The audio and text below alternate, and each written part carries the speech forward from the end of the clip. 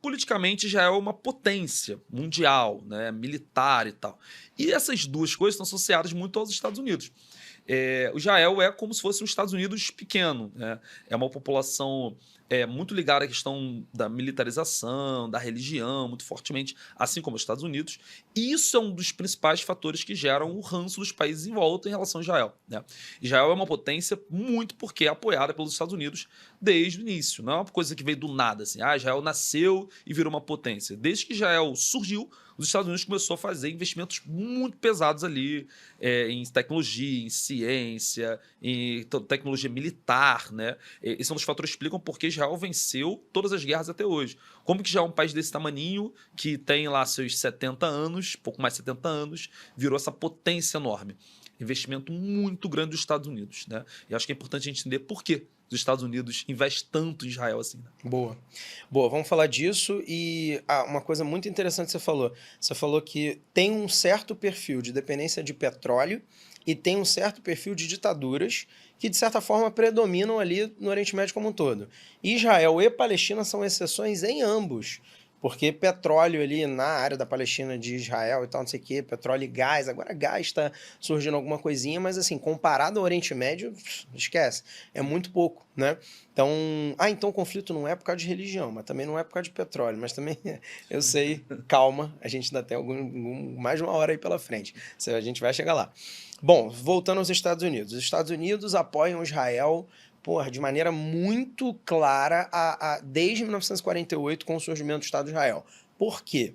Uma linha muito importante dessa explicação tem a ver com a população judaica. A população judaica, assim como as populações africanas, de religiões de matriz africanas aqui no Brasil, é muito subnotificada, claro. Então, os dados de quantos judeus tem no mundo, eles são tem uma disparidade, né?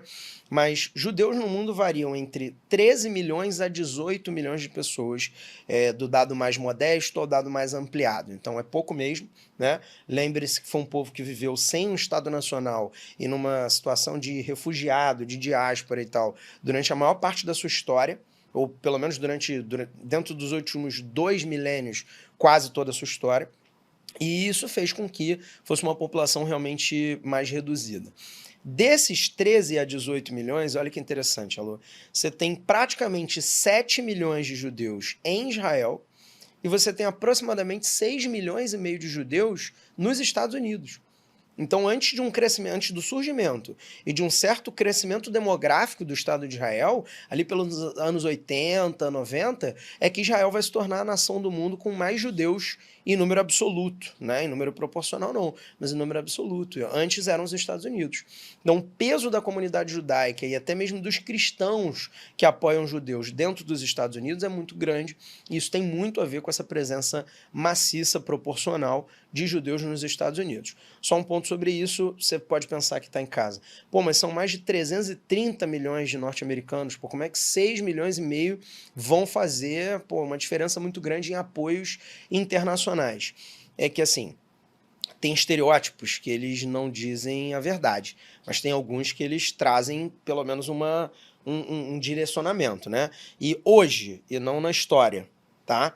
E fora do Oriente Médio, não necessariamente lá no Oriente Médio, você tem um certo perfil socioeconômico na comunidade judaica de renda mais elevada. O que tem a ver com o mérito do próprio povo judeu, né? De muita conexão, de casar-se entre judeus, emprestar dinheiro para judeu, fazer negócios entre judeus. Ou seja, são comunidades muito coesas por conta das perseguições históricas que eles sofreram, e por isso você, pô, vê aqui, por exemplo, no Rio de Janeiro, onde a gente está, como que são bairros nobres, onde você tem grande parte do predomínio da comunidade judaica. Nos Estados Unidos não é diferente. Wall Street é muito judaica, canais de TV muitas vezes são de donos judeus, né? Grandes empresas são de donos judeus, então a influência política via doações eleitorais, por exemplo, é muito grande.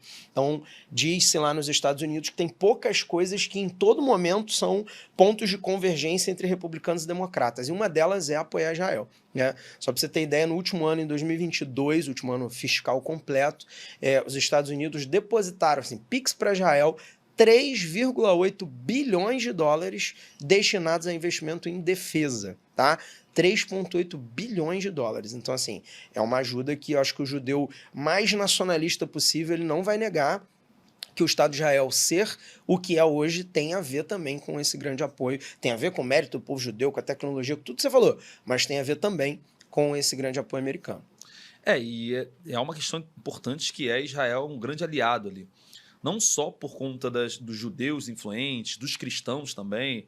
O Biden agora acabou de assinar um acordo com Israel para que os judeus, os israelenses, não precisem mais de visto para entrar nos Estados Unidos. Eles têm isso com pouquíssimos países, né? O Canadá ali e tal. Alguns países da Europa, nem são todos, que podem entrar nos Estados Unidos sem tirar visto e os israelenses agora podem. E não existe reciprocidade.